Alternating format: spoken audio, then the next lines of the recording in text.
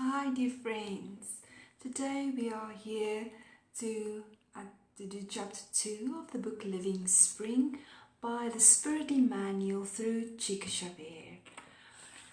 If we would ask Jesus, and let's visualize ourselves asking Jesus, what do you want me to do, Master? Then today's chapter is going to answer this question for us. And then it will be an exercise for us to remind ourselves to meditate upon this chapter, for us to do what Emmanuel is going to explain so beautifully for us today. Chapter 2, the way to do it. Let the same sentiment there be in you as was in Christ Jesus. And it was Paul in Philippians 2 verses 5. Everyone does something in life, but there are very few who do not have to return to the flesh to undo what they have done.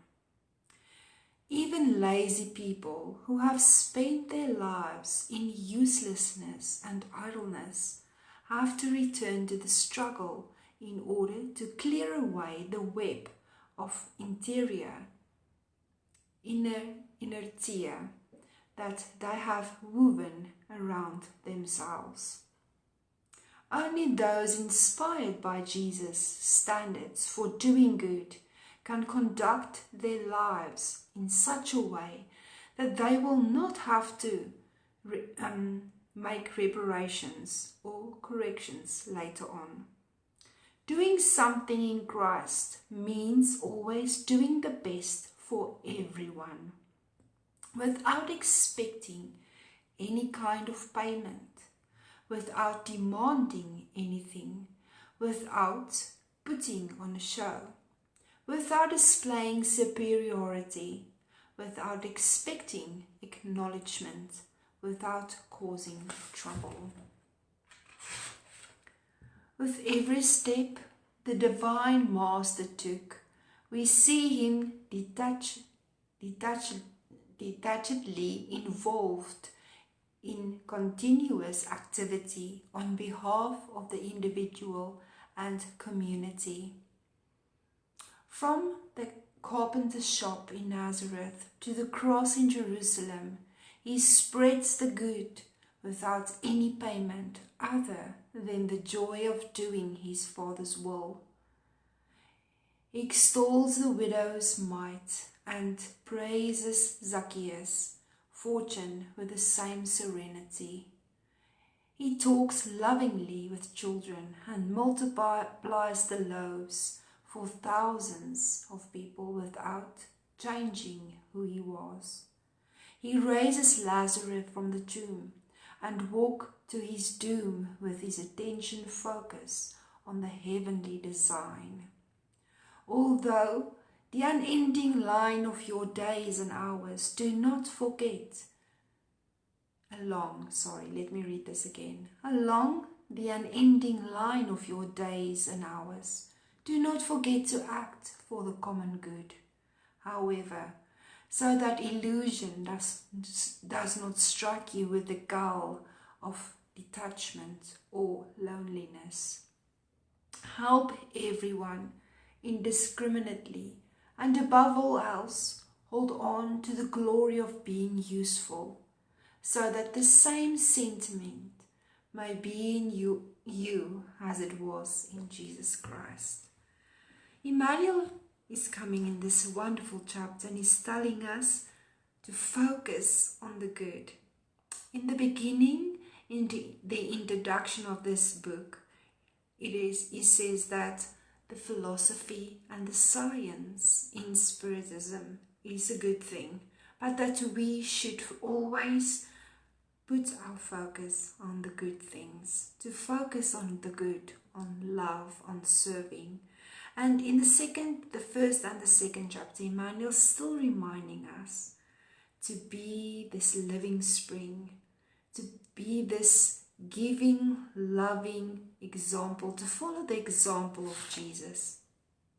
Because in the introduction it says, for Jesus and with Jesus. So he's reminding us in every chapter to follow the example of the Master. And he's giving us examples. So if we would ask Jesus, what would you want me to do?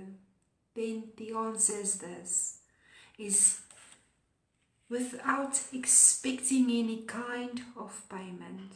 It is to love without expecting anything in return.